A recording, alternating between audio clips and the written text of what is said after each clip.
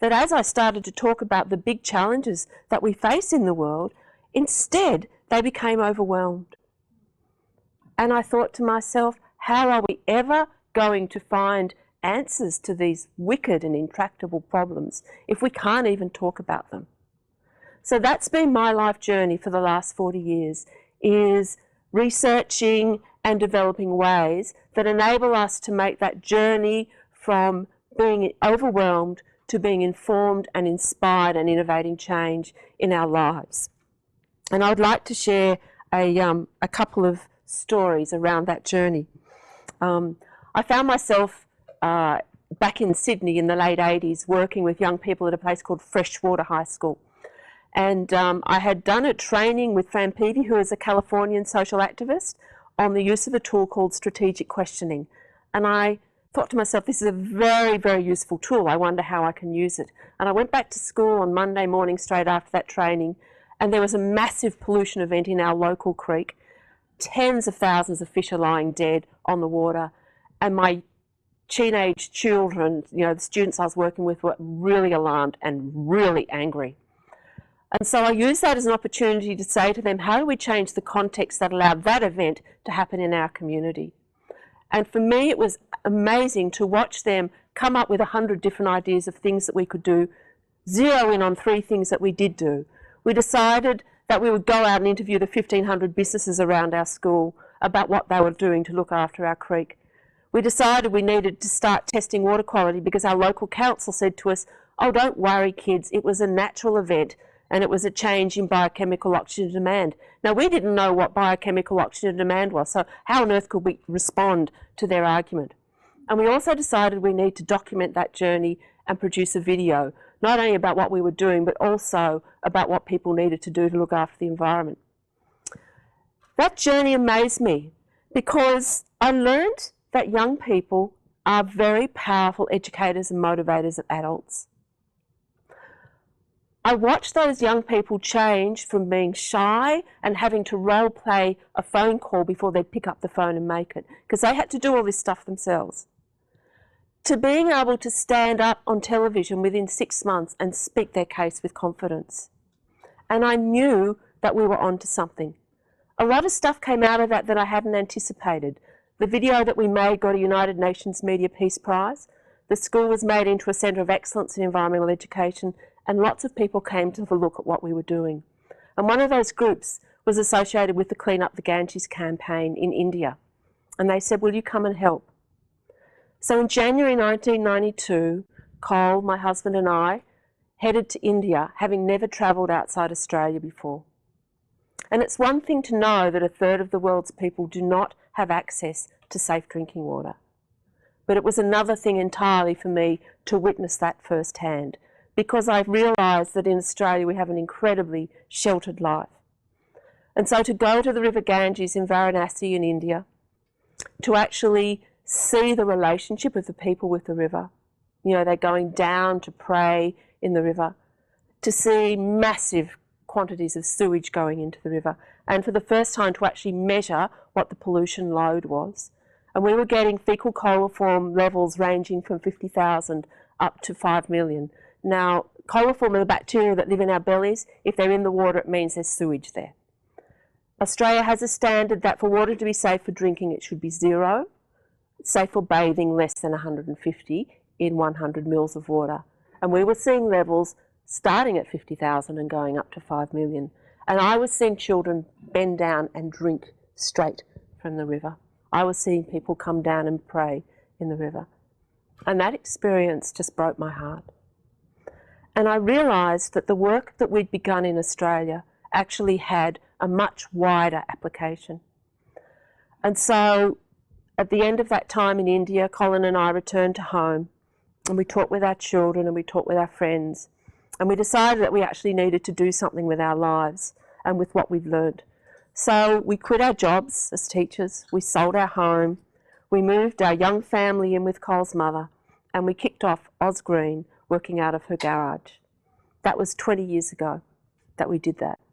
And today, Oz Green is working nationally in Australia and internationally in many places, and we've worked with over 100,000 people.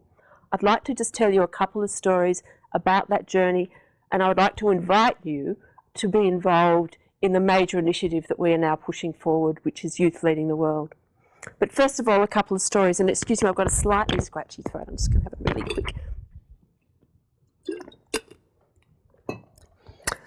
About 10 years into the work that we'd been doing in India, we held a major youth congress. We had about 500 young people come together, and the power of that was beyond what we had planned. Those young people had never come together in a collaborative learning environment. They had only ever competed with each other. But the concept of actually coming together to face up to what they faced was an incredible change experience for them. But more importantly, our team in India said to us, we need to work with the river priests now. We need to run a congress for the river priests. Now, the river priests have been quite a difficult group for the foundation, the Sankat Motion Foundation, who are our partners in India, because they are the people that, the high priests that are along the edge of the riverbank in Varanasi, and their role is to work with pilgrims when they come to the river to pray. And they would say to the pilgrims, Ganga is our mother. You can throw whatever you like into her. She is a goddess. She will take it into her womb and clean it. And we needed that message to change. So we spent 2 days walking the 7-kilometre length of religious bathing areas in Varanasi, inviting those river priests to come together. And we were delighted. About 120 of them came, and that's the first time in the 3,000-year-old living history of Varanasi that those high caste Brahmins had actually met together as a group. And I spoke to them about my love for this river and the need for change. And Mahanchi, or Professor Mishra, the founder of the campaign, spoke quietly with them about the volumes of sewage that are going into the river. And what happened next was in Hindi, and I didn't understand a lot of it, but it was a very heated argument. And I understood that these priests were outraged to know that so much sewage was going into this river. At the end of that process, they came up with a new saying. Their saying became, Ganga is our mother. How can we allow a single drop of sewage to go onto her face and onto her body? And they have become our most adamant supporters. In that time after that Congress, and we were saying goodbye to the priests, and I don't know if you know anything about Indian culture, but for a Western woman, you definitely don't touch a high caste Brahmin priest. As they were getting onto the boat, each one of them came and hugged me. And I knew in that moment that we had actually found a joining place, a meeting place that was beyond time and beyond tradition, and that was a transformative learning experience for us all. And it's that which we seek to replicate. Let me come over to Australia and the Murray-Darling Basin. It's our biggest river system in Australia. It's our major food production area, and it is suffering from over-extraction and irrigation. And we realised that as we looked at the science, it was going to be worst impacted by climate change, very much like the situation I think you're experiencing with the Colorado River here. So we decided we needed to get out there and work with the young people throughout the whole river basin and get them involved in understanding their environment and also stepping up to become change leaders in their communities. I want to tell the story of one group and what they did. And these young people are amongst thousands that we've been working with from over 50 communities throughout the basin. The young people in Cootamundra came up worst in a lot of the science that we were doing. We would get the kids to go out and do their own investigations into river health and habitat health and attitudes amongst their community, and then analyse that data and work out what they want to do to bring about change. These young people were alarmed that in their place the habitat was trashed, and their place, Cootamundra, which is known as the place of the turtle, actually didn't have turtles in it anymore. And they decided that their vision was to see the turtles returned. So they developed up an action plan, and they took that plan to the local council. And unfortunately, the local council, and I'll use these words politely, were not able to recognise the opportunity before them and sent the kids packing. The young people involved then decided that they needed to actually connect with the Indigenous elders in their region. And so they went out and they made contact with the elders, and the elders welcomed them with open arms, and they loved their idea. And so they started to meet together regularly and talk. And the elders told them stories about how their place used to be a whole managed system of wetlands. And actually that Cootamundra doesn't mean place of the turtle, it means keepers of the turtle. And that for tens of thousands of years they had cared for that country before the white invasion. As this group met, they started to attract a bit of attention, and over a period of a few months, around about 30 or 40 people started to gather. And it was at this point that the local council all of a sudden became interested in the concept of recreating the environment in Cootamundra. They called a public meeting, and to their credit, they publicly apologised to the young people for ignoring them. And instead, a committee was formed that included young people and the elders. They made plans, they got grants, and over the next few months, years, a whole series of works and ponds were undertaken. People got involved in planting. And when I saw some of these young people, and this is like 10 years on, recently they said the turtles are back in Cootamundra.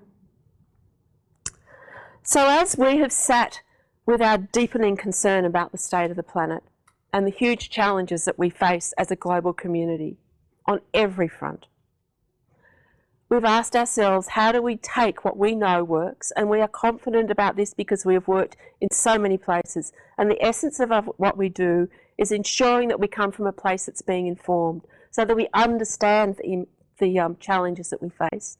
And we also understand what it is that we can do to be responsible citizens and live within the limits of one planet. You know, if everyone lived like we do in the US or Australia, we'd need 4 or 5 planets. So we're living well beyond our fair share.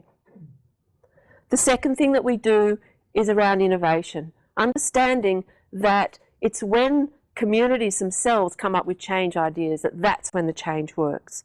And so we always work in this space of social innovation.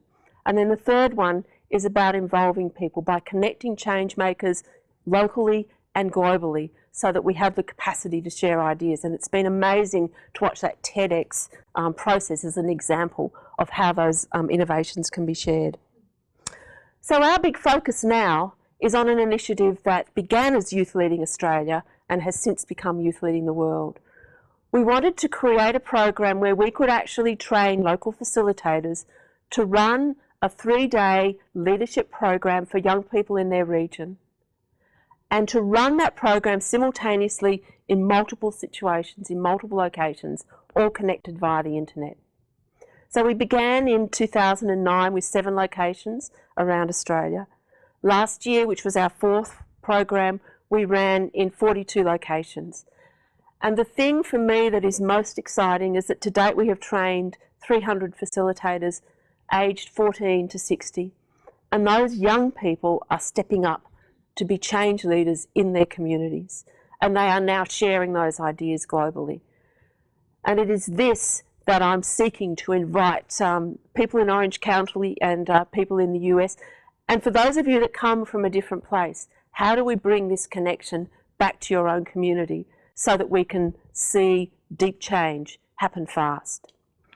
In our program, we do an activity where we get young people to solve a problem, and we get them to look at 2 different ways of solving that problem. We get them to create a human knot, and we ask for volunteers that will go out and then come in the role of experts and tell people how to get out of that knot, literally step by step. It usually takes about 15 minutes for that to work.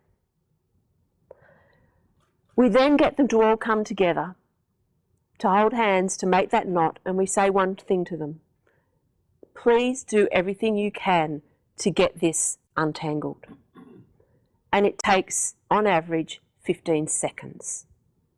And the young people are amazed by that experience. We know that deep change can happen fast when every single one of us is prepared to step up and do everything that we can in our own lives and in our own sphere of influence to drive change. And it is this that we are all being called to do right now. And it is this journey that I invite you to journey with and join me on. Thank you.